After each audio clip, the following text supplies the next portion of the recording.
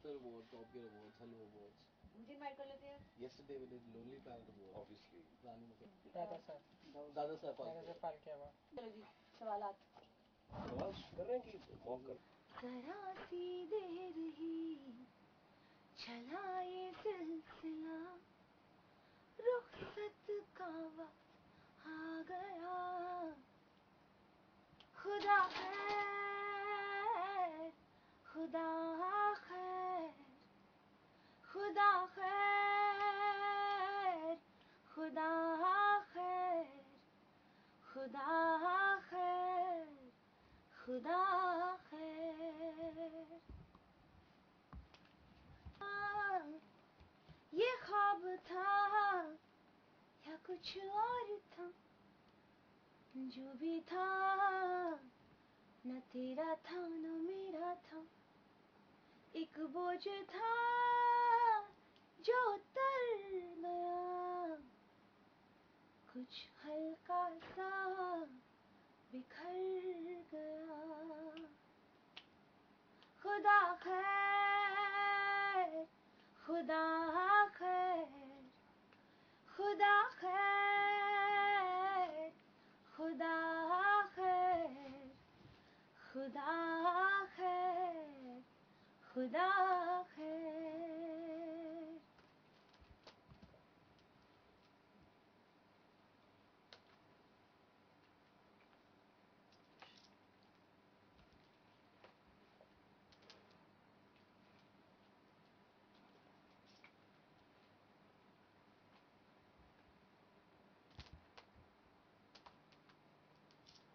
शिवानी आप हैं. शिवानी एक और रिकॉर्डिंग, एक और माइक और एक बार फिर से आप, क्या है प्लान आज, क्या करने वाली? आज एक बहुत ही खूबसूरत सोलफुल सा गाना है. आई नो ये वर्ड सोलफुल बहुत ज़्यादा यूज़ किया गया आजकल, लेकिन ये सच्ची में एक सोलफुल गाना है क्योंकि इसमें हमने बहुत डिफरेंट एलिमेंट्स इन्वॉल्व करे हैं और कंबाइन करे हैं. गाने का जो फील है वो बहुत सॉफ्ट रॉक के जॉनर से बिलोंग करता है. क्योंकि मैं गिटार बजाती हूँ तो मेरा हर एक गाने में एक गिटार का सिग्नेचर आना बहुत ज़रूरी है. तो गिटार से गाने की शुरुआत होती है और गिटार से ही गाना एंड भी होता है. लेकिन आज इस गाने में गिटार के साथ सारंगी का फ्यूजन होगा. एक सुफियाना सिंगर के आलाप्स होंगे, विराग मिश्रा के एक बार फिर से लिरिक्स होंगे जिन्होंने जिंदा हूँ मैं मेरे लिए लिखा था. तो ये भी गाना उन्होंने बहुत ही खूबसूरती से लिखा है. गाना रोमांटिक है, थोड़ा सा सैड है क्योंकि it talks about a breakup and separation, पर इन अ वेरी ब्यूटिफुल वे. मतलब आप उस सेपरेशन को सुन के सैड नहीं फील करेंगे, बट आप उस सेपरेशन की जो एक एहसास जो है उसकी जो एक ब्यूटी है उसको आप उसका एहसास आपको आएगा. फीलिंग्स हैं, इमोशंस हैं और very soft rock. I would call this song neo Sufi. Neo Sufi एक टर्म है जहाँ पे आजकल लोग सूफी रॉक और सूफी म्यूजिक को बहुत पसंद करने लगे हैं. तो लेकिन वो बिल्कुल प्योर स्टेट में नहीं होता है, और ना ही जो वेस्टर्न म्यूजिक जो हमने इसमें यूज किया वो भी प्योर स्टेट में नहीं है. तो इसका एलिमेंट और उसका एलिमेंट मिला के एक बहुत कंटेम्प्रेरी साउंड दिया है हमने इस गाने को. और गाने का जो दिल है या गाने की जो जान है वो गाने के मेन कोरस लाइन में है जिसका नाम है खुदा खैर खुदा खैर. So I am really excited about the song और मुझे बहुत कॉन्फिडेंस है कि ये गाना बिल्कुल चार्ट्स पे टॉप करेगा क्योंकि इसमें एक रूह है और रूह के बिना जो रूह के साथ जब गाना आता है वो ज़रूर सबके दिलों को लग ही जाता है. किसी का गाया हुआ गाना तो लोग इजीली गा लेते हैं, लेकिन जब किसी नई धुन पे और शब्दों के साथ उसको खेलना होता है तो क्या प्रिपरेशन करती हैं आप, किस तरह से खुद को मेंटली और शब्दों के साथ प्रिपेयर करती हैं? आई थिंक प्रिपेयर जो वर्ड है वो मैं अपनी डिक्शनरी में नहीं रखती हूँ. लेट इट फ्लो जो है ना, वो फ्लो करना, स्पॉन्टेनिटी, एक नेचुरली जो उसी समय का एहसास होता है उसी पे मैं विश्वास रखती हूँ. I flow with the words, I flow with the emotions. हर बार जब मैं गाना गाती हूँ हर बार वो अलग होता है क्योंकि प्रेपरेशन से कुछ क्लिनिकलिज्म और कुछ ज़्यादा रोबोटिकिज्म आ जाती है विच आई एम अवे फ्रॉम. मैं उससे जुदा हूँ. मैं हमेशा किसी भी रिकॉर्डिंग पे अनप्रिपेयर्ड ही जाती हूँ और उसी समय का जो एहसास है वो जो पल है उसको जी लेती हूँ या उसी को एक्सप्रेस करती हूँ. And I think that's for me that is very important. किस गीत में आपको सबसे कम टाइम लगा था गाने में और किस गीत में बहुत ज्यादा मशक्कत करनी पड़ी थी?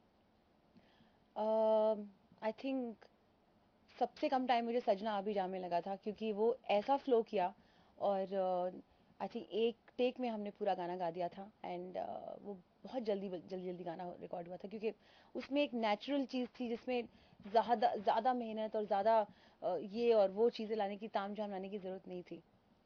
और सबसे ज्यादा वक्त मैं हमेशा कोशिश करती हूँ कि सबसे ज़्यादा वक्त ना लगे, लेकिन मुझे आपने एक सवाल बहुत इंटरेस्टिंग पूछा है। एक गाना था सह लेंगे हम, जो 1971 मनोज बाजपेयी की एक फिल्म आई थी जिसको नेशनल अवार्ड भी मिला था। इस फिल्म को डायरेक्ट अमृत सागर ने किया था और इसका म्यूजिक यंग म्यूजिक डायरेक्टर आकाश सागर ने दिया था। उस गाने में बहुत बहुत बहुत पेथॉस, बहुत सैडनेस क्योंकि इट टॉक्स अबाउट जो प्रिजनर्स ऑफ वॉर जो थे, आज तक पाकिस्तान के जेल्स में सुना है लैंग्वेज कर रहे हैं क्योंकि उनके लेटर्स कुछ साल पहले तक उनकी मदर्स और सिस्टर्स को मिले हैं और ये प्रूफ है। तो उस गाने से मेरे को बहुत मुश्किल हुई थी एकदम से गाने में, because each time I would think मेरी आंखें भर आती थी, because I am also an army officers daughter and my father tells me tells about how difficult it was during the war times, और कैसे उनके कुछ दोस्त थे जो आज तक वापस नहीं आए। तो मेरे को जब भी वो गाना गाती थी, मैं एक आध लाइन के बाद मैं गा ही नहीं पाती थी। तो मुझे लगा एक महीना actually to get into the mood and actually shut myself out from the emotion and just sing the song in one feel. पर वो गाना बहुत टफ था क्योंकि उस गाने के हर एक वर्ड में इतना वेट, इतना इमोशन था और उस बहुत ध्यान से डाला गया था क्योंकि उस गाने की पूरी पूरी सिचुएशन को समझा गया और कुछ ज़्यादा ही ओवरवेलमिंग इमोशनल सॉन्ग था वो। बिना वक्त जाया किए अब वो लाइनें सुन लें जिसके लिए आप यहाँ मुखातिब हो रही हैं हम बिल्कुल, आई कांट वेट।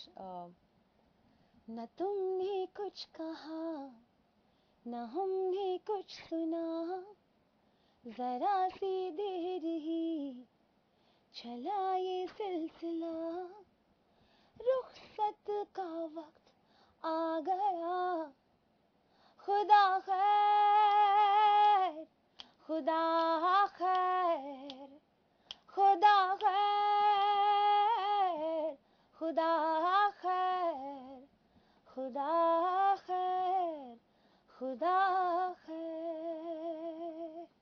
क्या बात है, ऐसे ही बरकत बनी रहे आपके ऊपर। थैंक यू सो मच हमसे बात करने के लिए शिबानी। बहुत बहुत शुक्रिया, थैंक यू।